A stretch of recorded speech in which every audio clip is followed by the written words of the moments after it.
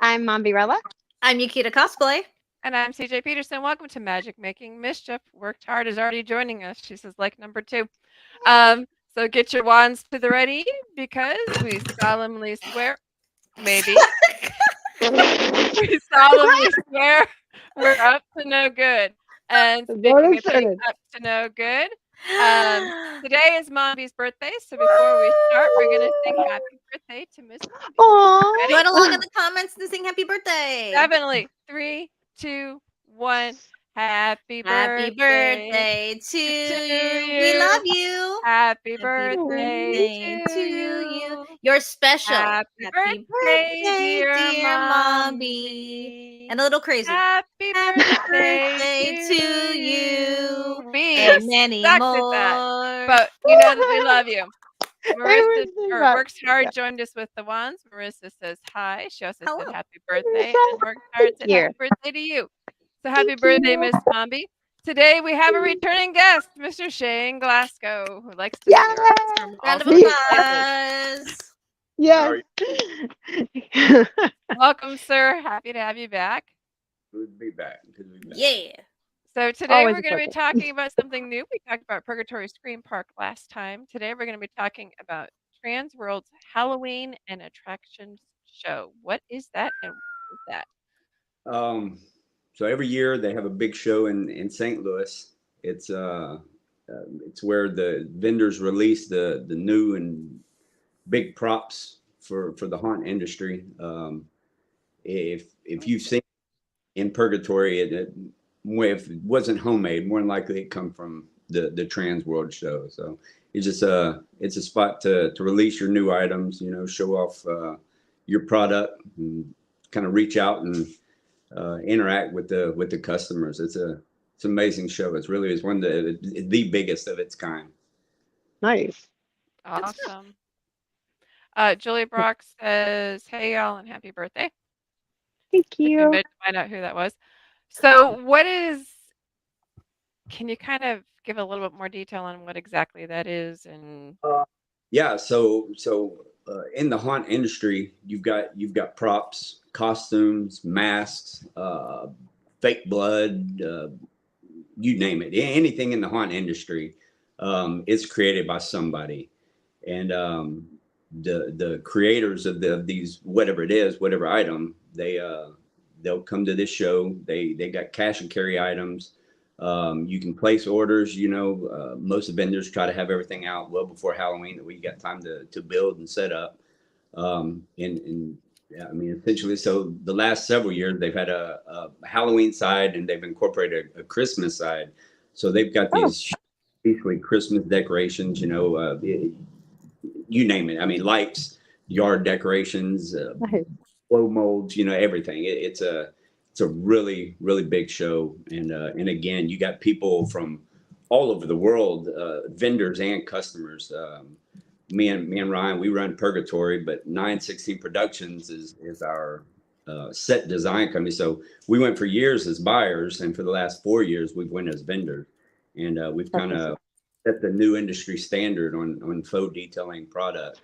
We've got, rust and stains and moss, and we just released a new copper patina, and it's worldwide now. So it's the show definitely gives you the ability to reach out and interact with customers from all over the place. So. But again, if it's Halloween related, it's found at this show. There's no limits to what you can find there. Okay, awesome. So this isn't necessarily your show per se. You're a vendor at the show, correct? Correct. Cool. Okay. You're also going to be I'm sorry. I was going to say, you're also going to be a vendor at Fear Expo. Correct. So Fear Expo is kind of along the same lines as Trans World. It's not as big yet. It's a fairly new convention, and it'll be in Jonesboro, Kentucky, and this will be our first year there. So we got high expectations. I think it's gonna be a good show. If we're there, it's gonna be a good show. For sure. So tell us about y'all's company. Like you were saying that y'all changed the stuff up to make it look. Yeah. So it's we went through, oh goodness, probably over a year of testing. we first released our rust product. So you could literally rust anything: styrofoam, wood, cardboard. We've got a YouTube channel called Fear Finish. You can see all of our videos, how-to videos for each of our product, all of our social media, pictures of the product. In fact, that picture you're looking at there, it looks like that was our gel scene, and those bars, that's all plywood that we ripped up and used our rust product on. The walls in the background, those were all crisp white. We used our stains on them, made it all nasty and grungy. Of course, in the Honda industry, you don't want nothing to look pretty, so that part. Right. We build a new booth every year. We don't try to be stale with our booth, and it's so it's got to look, you know, and the customer Cool. on it, feel it, you know, see the product. It kind of speaks for itself. Yeah, all those I-beams back there, that's all made out of plywood. You know, nothing. That's plywood? Nothing metal in our, but yeah, that's all plywood. Oh. Yeah, And that's what that's y'all's rust finish on there. Is what that is? That was actually the first booth that we for a trade. Dude, that's cool. Yeah, that one there. That's for faux moss underneath the windows. That was I think that was the second booth that we built. Yeah, it's, and again, those all of our booths showcase all of our different product. And again, everything will work on anything. You know, we've even rusted and put moss on a old pair of canvas shoes. You know, not that I'd want to wear them too long without a tetanus shot, but That's cool. I would not have guessed that wood was actually not metal. yeah, that's what everybody Right, says. that wood was yeah, that's so cool. Showcases how good the artistic skill is there to make plywood look like rusted metal. Right. And you know, we're not the only vendor that sells that type of product, but we are the best quality and the most affordable. You know, when you have haunters that are building product for other haunters, we kind of stuck to our roots and wanted the home haunter budget to be able to have the same detail as a pro haunt. So it's been fun. We've had a good time with it. You know, it's a lot of work, but it's a neat experience. So how long on average would a project like that take you to do though? That to build those booths? Mm-hmm. Oh goodness, we've been working on it for probably right after haunt season. We started working on it Saturdays only, you know, so whatever that is, 6 weeks of Saturdays, you know, about 10 weeks. After Halloween, we got started on it again, working just Saturdays only. So, and we got a small group, you know, 4 or 5 of us out there building every Saturday. You know, of course, we got a batch product, and the whole rusting process with as much as we use, you know, that's a pretty lengthy process. So it's all in the detail. You know, the actual build of it's not bad, but once you get to that amount, you know, and then you got 4 or 5 guys, and I've got my idea, Ryan's got his idea, and Kevin's got his idea. So we throw them all together and do whatever Ryan wants to do. But, you know, we're just butting heads and throwing ideas around at the beginning. So we just kind of, we'll try to come up with a good idea of the booth. And of course, you know, we try to get costumes to go around it, and, you know, try to find details, you know, little props that'll tie into it. So it's a lengthy process, but the outcome's always good for us. That's one thing I appreciated about Purgatory Scream Park is you're really good on the details. Oh yeah.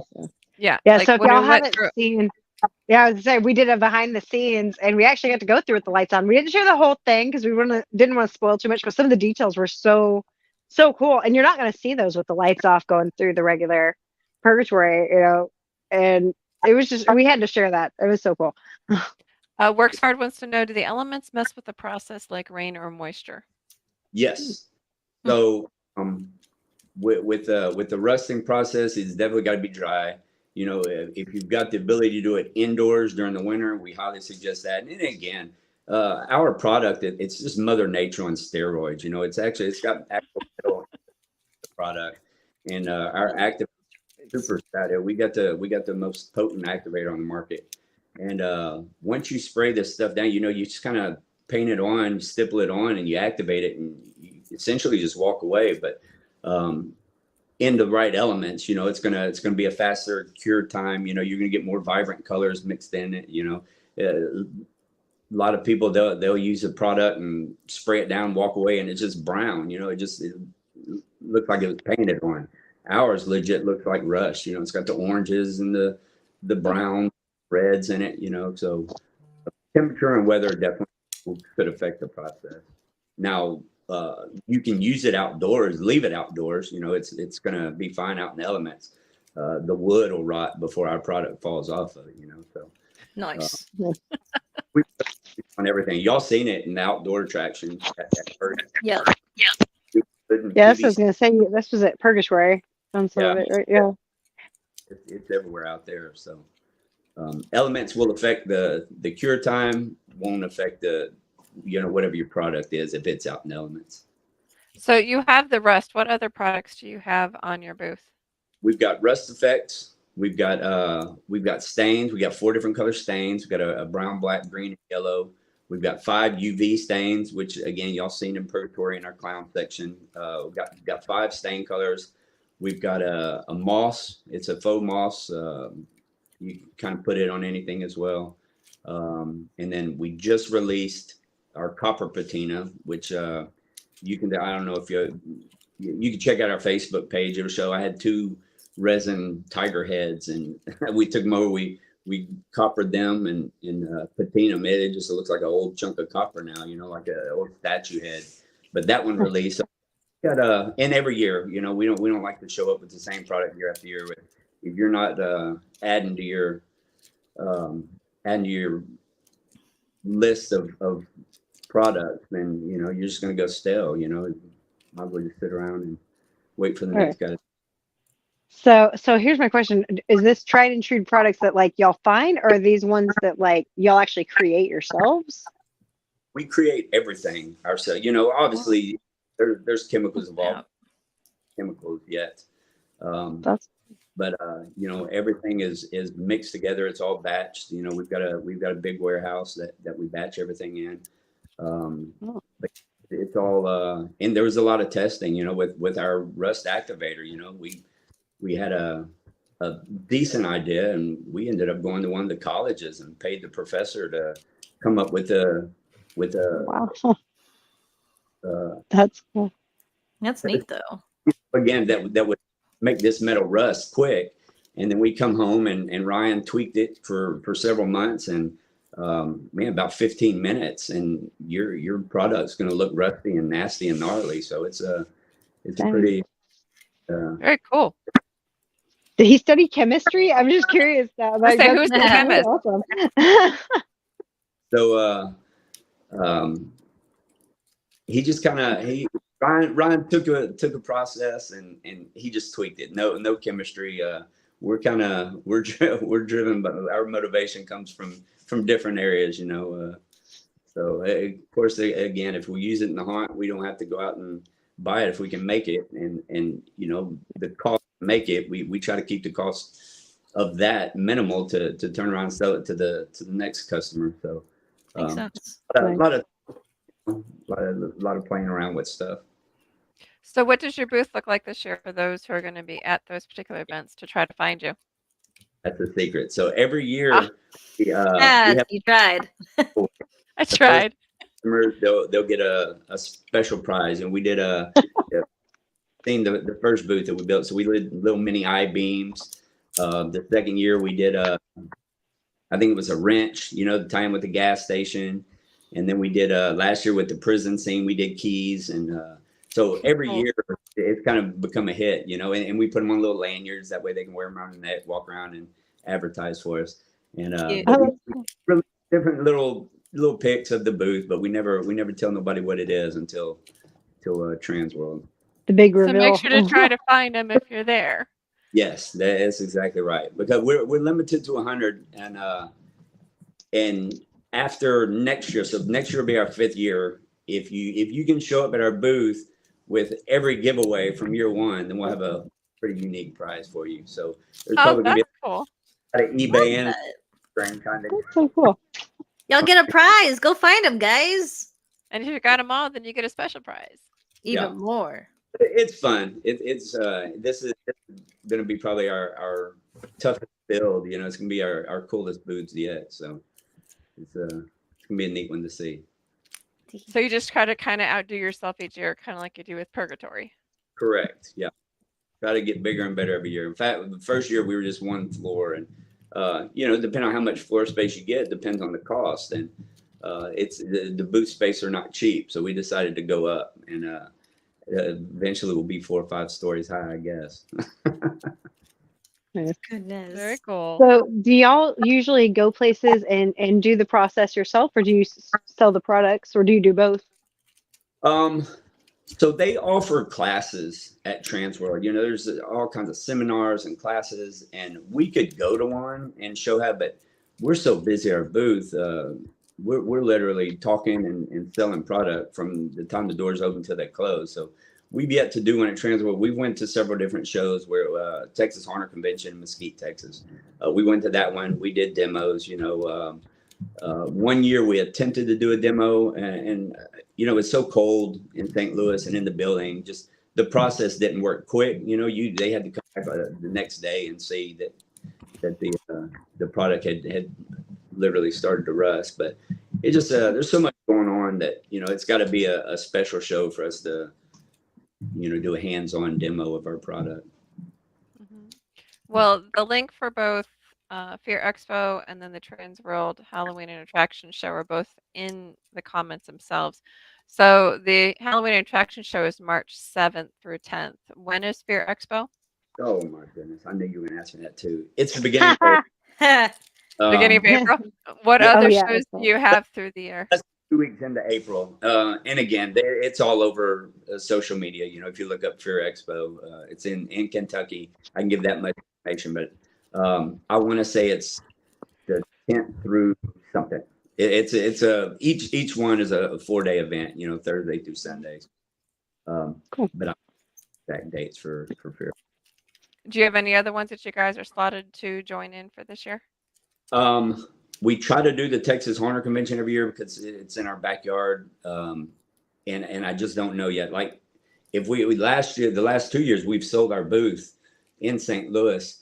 And if we sell it this year, we're going to have to hump it to get another booth built in less than a month for Fear Expo. And with all that in mind, it's really hard to build 3 booths. And so Fear Expo, Texas Horner Convention's still up in the air. We got so much going on, trying to prep for the haunt and recoup from 2 shows and then vacation. You know, our guys have to schedule vacation for every show we go to, and we don't like to eat up all their family time doing 9/16 work. So hold on a second. Did you say you sold your booth? Correct. Yeah. In fact, that gel scene is now in attraction in Canada. Oh snap! You let the Canadians have it. You like literally sold your booth. Dude, that's cool. Tore it down, put it on pallets, and it was shipped to Canada. Did they buy it with maple syrup? That's selling everything. He was actually talking about selling the setup from Terror Fest the first year because it was Stranger Things. I was this close to actually making an offer on that one myself. I probably would have, but that's me. In it. I'll sell it for dirt cheap. Ding dang. That's cool. So you have to if you literally sell your booth, then you're going to make a whole new one before Fear Expo. Correct. Well, and we're hoping if somebody buys it, it's going to sell. And I'd have to guess once you see it erected, it'll make sense. But I'd have to guess it'll sell to somebody that does escape rooms. I mean, it's going to be ideal for an escape room. And so now you have a hint. We're hoping if somebody buys it, with it just being that they'll agree to having it shipped from Kentucky to their location instead of St. Louis, and then we'll trailer it the next month to Kentucky, and then put it on a pallet and ship it to its new home. But yeah, if somebody buys it and they say, no, I want it right now, I need it next week, then we've got to build another booth in a month. Obviously, it won't be as big as the one we've got now, or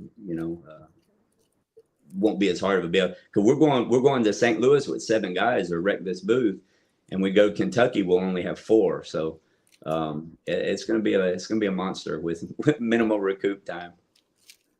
Goodness. Well, that's kind of cool, though. Yeah. That is It awesome. took me a second when you said it. I'm like, wait a minute. Right? Oh, I think about it a lot. I've done it. Wait, we got to build a whole nother booth. Yeah. Was that the plan initially, like when y'all made the first one, or did that just kind of like someone made you an offer and y'all decided this was a good idea? Sure, why not? Everything we own is for sale. And our first year at Texas Haunter Convention, somebody bought our booth. And that's kind of when we said, well, you just got to put a price on it, let people know that's for sale.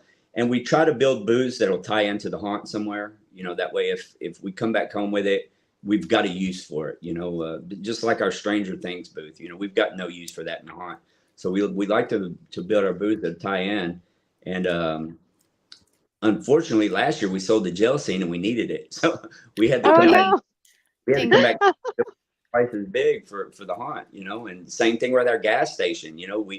We built a gas station for Transworld, and we come home and we had to build one twice as big, so we keep all that in mind, and it's a time, but yes, our customer service is all part. So if somebody wants to buy our booth, and hey, you can have it if the price is right. You can take it home with you, but it does it causes a lot of additional work for us. But we if we were working out of our driveway, it'd be a little different. But we'll get in the warehouse and together. It's not a big deal. But the cool thing is, even your booth is quality enough product that people are actually buying it off the floor. That's true. Yeah. But and again, the booth shows off everything, every one of our products, and if they can buy the product and do it themselves, great. Some people they're on time crunch too, and if they need a gel scene and they need it for this season, don't have time to build it. Yeah, snatch up some extra product and buy the booth and go home with all of it. If I come home with an empty trailer, I'm ecstatic because I don't have to unload it when I get home. Nice. Okay, so here's my question. Say I wanted to turn my ordinary house into the haunted mansion, basically. Is that doable?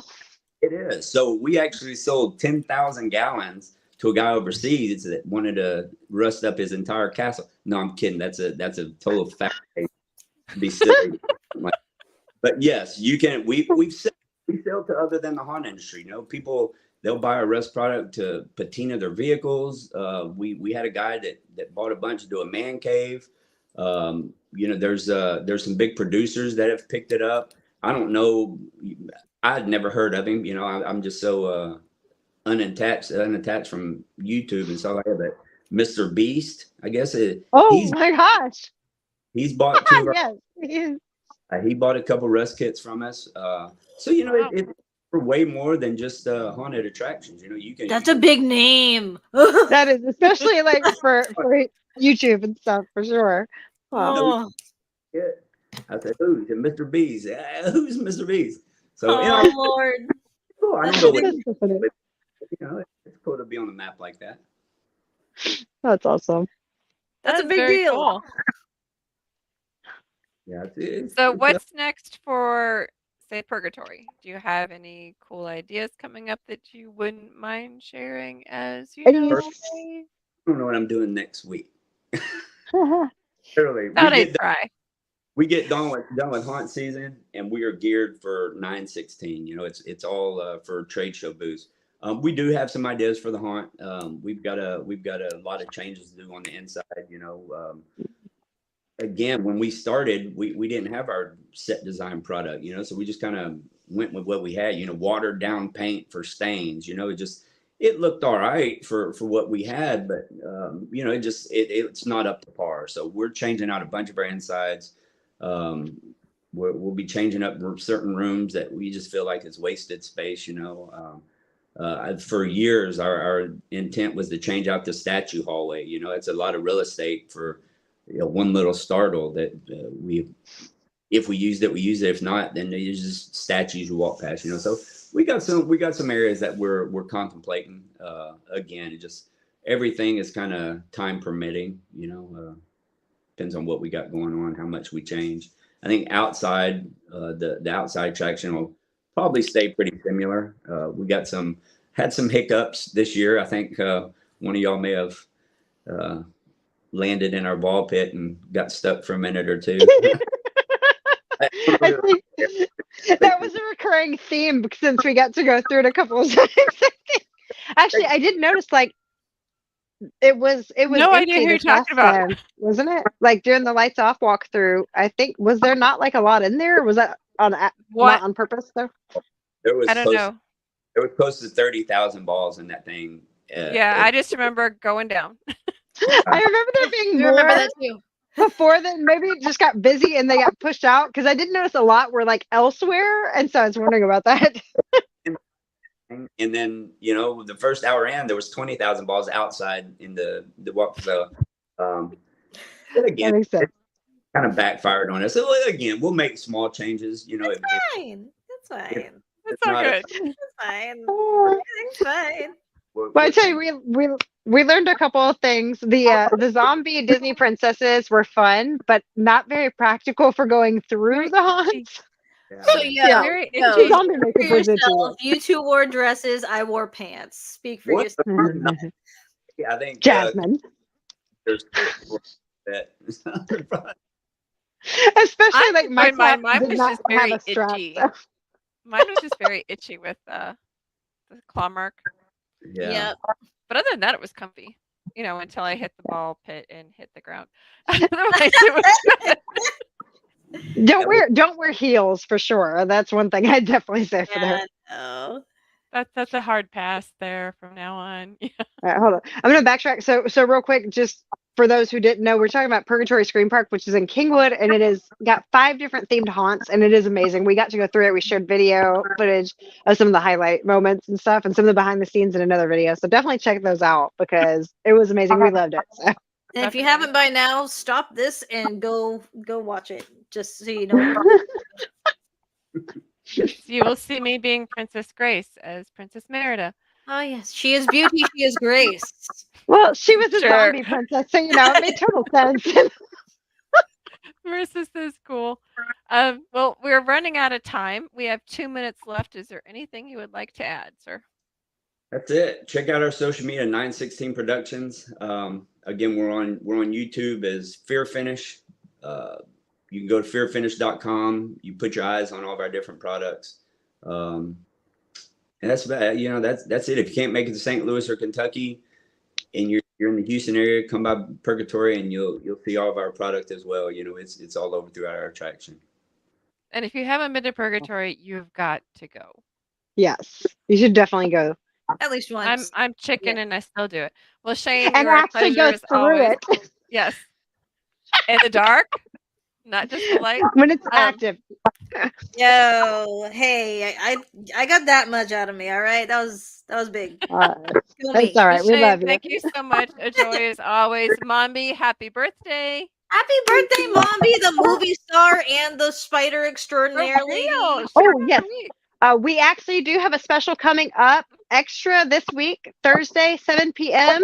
Check that out. We'll be talking about the author movie, and we're talking with the producers. So that might have been you don't want to miss that. Intrigued. Definitely. So don't miss that. It will be going. Works hard. Just sent you a bunch of birthday cakes. Eat all the cake, Mombi. All the cakes. Okay. So in the meantime, we'll catch you guys Thursday at 7 for our special edition, and then we'll be back on Tuesday at 7. Mombi, take us out. Yes. Love you guys. Thanks so much for joining us. Make sure to hit that thumbs up, subscribe, ring the notification bell, check out our social media, and definitely check out Shane's awesome stuff. And hey, get the thumbs up. And next season, we'll see y'all at Purgatory too. But till then, remember, mischief. Sorry, I didn't remember. Not remember, but till next time, love you guys. Mischief.